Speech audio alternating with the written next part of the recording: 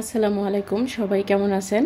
আজকে কেন জানি না খুব ইচ্ছা করতেছিল যে ঝাল ঝাল ভর্তা খাবো। আর এখন তো ফেসবুকে ইউটিউবে ঢোকাই যায় না, মানে ভর্তার আইটেম এখন এত ট্রেন্ডে চলতেছে।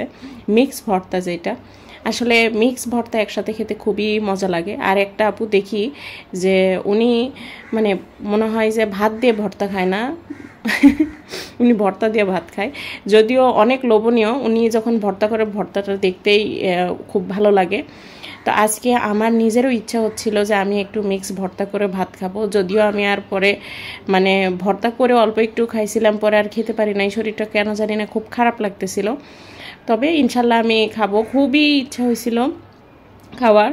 আর আমি ভর্তা করার সাথে সাথেই কিন্তু গরম গরম ভাত দিয়ে আগেই খেয়ে ফেলছিলাম, মানে এত মজা লাগতেছিল। তো দেখতেই পেলেন আমি সব কিছু একটু ভেজে নিলাম। আর বেগুন তো একটু হচ্ছে হলুদ লবণ দিয়ে তারপরে ভাজি করছি, তারপরে রসুন টমেটো এগুলো ভাজি করলাম। আর আমার কাছে হচ্ছে সকালবেলা আমার হাজব্যান্ড যখন অফিস যায় তখন আমি ওকে মিষ্টি কুমড়া ভাজি করে দিয়েছিলাম রুটির সাথে খাওয়ার জন্য।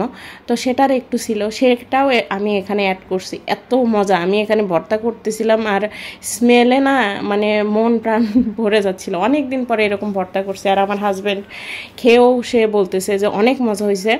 মানে এটা হলে না আপনার মাছ মাংসের কোনো কিছুর দরকার নাই, এটা হলে আপনি অনায়াসে 1 প্লেট ভাত খেতে পারবেন। আর আমার কাছে তো মনে হচ্ছে ভর্তা দিয়ে আমি 1-2 প্লেট ভাত খেতে পারবো, এত মজা লাগছিল। তো যাদের মুখের হয়তো রুচি নাই তারা এরকম মানে ভর্তা করে খেতে পারেন, আপনি অনায়াসে আরামসে অনেক দিন পর ভালো করে ভাতটা খেতে পারবেন। তো আজকের ভিডিও এটাই ছিল, সবাই ভালো থাকবেন, আল্লাহ হাফেজ।